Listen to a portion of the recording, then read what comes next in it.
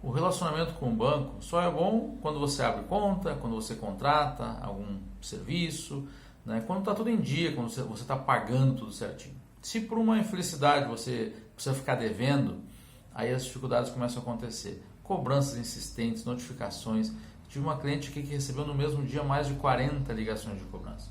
Isso sem falar no risco de perder um patrimônio seu, da sua empresa. Um erro muito comum que as pessoas cometem é não enfrentar o problema, não começar a ir atrás de uma solução desde logo. Tem gente que tem até medo de olhar para o extrato do banco. Nesse vídeo aqui eu quero te falar um pouco sobre isso, quero te passar um passo a passo sobre como negociar as dívidas com o banco com uma chance maior de sucesso, né? Para que você consiga criar uma situação o mais vantajosa possível para você solucionar esse tipo de problema.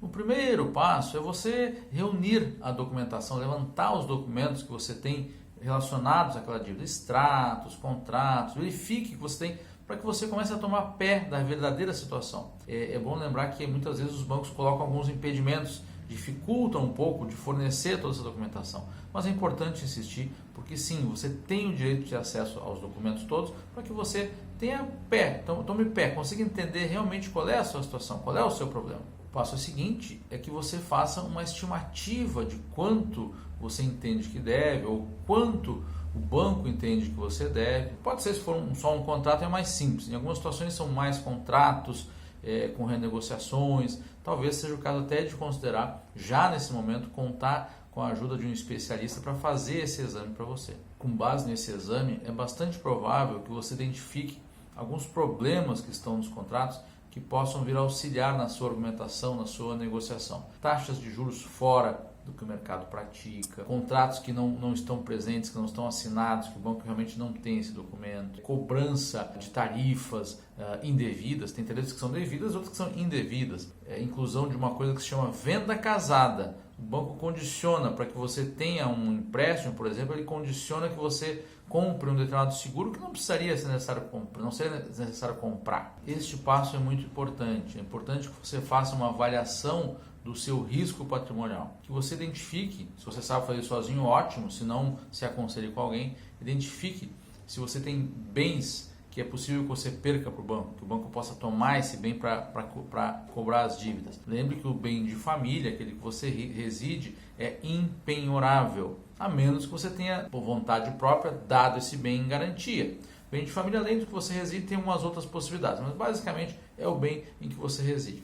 Tudo isso precisa ser avaliado para que você estime qual é o risco patrimonial que você tem nessa relação com o banco. Eu observo que lá no início eu falei que um erro comum é que as pessoas não tomam a iniciativa de negociar com o banco, mas é só agora, feitos esses passos que eu já falei, é que eu lhe digo que você deve procurar o banco. Você já tendo uma noção mais clara do que é que você tem para enfrentar, sim, procure o banco e de preferência tenha clareza do que é que você quer propor para o banco. É um desconto para um pagamento à vista, um bom desconto para pagamento à vista, é um aumento do parcelamento, talvez, pode ser que seja isso, é uma redução na taxa de juros, sim, isso no cenário da pandemia tem ocorrido em algumas situações. É importante que você decida, tenha essa clareza do que você quer. Você vai sentar para negociar com o banco, você vai ser ouvido em algum momento, você precisa saber. Então, formule uma proposta, mas algo que esteja de acordo com a sua realidade, que você realmente possa cumprir. Isso é muito importante. Tendo dado essa iniciativa, tendo iniciado esse contato com o banco,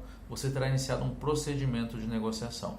E aí é importante você entender como é que esse jogo funciona. Não se intimide se no primeiro momento o banco parecer inflexível. Isso faz parte do jogo também. Se o banco fosse flexível para todo mundo que chegasse lá, daria um sinal para todo mundo que bastava falar com o banco que ele daria desconto. Não é tão simples assim. Esteja preparado para ouvir contrapropostas. O jogo de negociação é um jogo de paciência e muito importante. É importante que a gente tenha consciência da nossa dinâmica emocional. Quanto mais racional a gente conseguir ser, maiores as chances de sucesso. O banco atua racionalmente. Se você observar, você vai concordar comigo. O banco trabalha com um conceito muito interessante que é de melhoria de posição. Ou seja, a cada novo passo, cada novo movimento, cada renegociação que ele concorda em fazer, ele procura melhorar um pouco a posição que ele estava em relação à posição anterior. Então você também, tendo ciência disso, também pode trabalhar com essa ideia de melhorar a sua posição em relação à anterior e não deixar que o banco melhore a sua. É um jogo bonito de se jogar, quanto mais você fica atento a isso, maiores são as suas chances de sucesso. Um passo muito importante é avaliar a possibilidade de fazer a portabilidade da sua dívida. Sim, passar os seus negócios para um outro banco, eventualmente com condições melhores do que você estava atualmente, ou ainda, se é um outro banco que tem um perfil de negociação um pouco melhor, isso também é vantajoso, não é? Então a portabilidade pode ser uma solução sim, em muitas situações, se você se sente à vontade para avaliar isso sozinho, está muito bem, ou eventualmente você pode contar também com um aconselhamento de uma pessoa, de um profissional dessa área. Este passo aqui é um daqueles que eu sugiro que se considere depois que você tenha vencido os passos anteriores e se por alguma razão ainda não foi possível solucionar o problema. É aquela ideia de deixar envelhecer a dívida. A gente tem que tomar muito cuidado, isso pode ser bom, porque os bancos têm controles estatísticos que dizem que quanto mais atrasada está a dívida, maior a faixa de atraso da dívida, menor o percentual de pessoas que pagam, então eles tendem a dar mais descontos. Porém, se você tem algum bem em garantia atrelado a essa dívida, talvez essa história não seja bem assim. Tem pessoas que deixam envelhecer a dívida e tem uma surpresa muito desagradável, porque veem que a dívida aumenta muito mesmo e não conseguem se livrar. Então, essa é uma avaliação que é possível de fazer, é uma checagem que você tem que fazer. Sugiro que faça isso, preferencialmente depois de ter feito os passos anteriores. E já quase chegando ao final deste passo a passo, aí é que eu lhe sugiro considerar a possibilidade de uma ação judicial. Isso, se nada até aqui tiver dado certo, considere essa possibilidade. A ação judicial, especialmente no direito bancário, tem que ser avaliada com muito cuidado. Obviamente, aí você tem que avaliar junto com o seu advogado, avaliar o risco, o benefício, o custo. A ação judicial tende a ter custos, não é? Seja com o advogado, seja com a justiça. Né? Muitas vezes pode ser a única saída, mesmo que seja uma saída demorada, com riscos. Não é?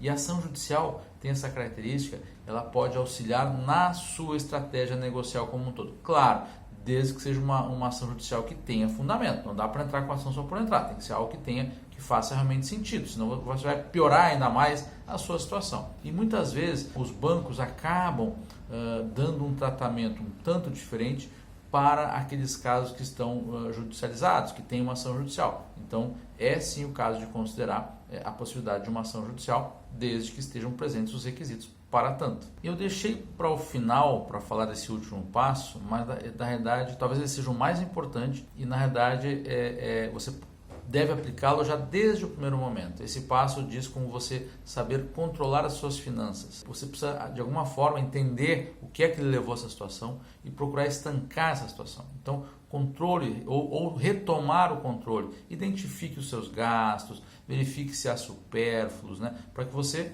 retome o controle da sua vida financeira. Há aplicativos hoje gratuitos disponíveis no mercado que podem auxiliar nesse processo. Não é?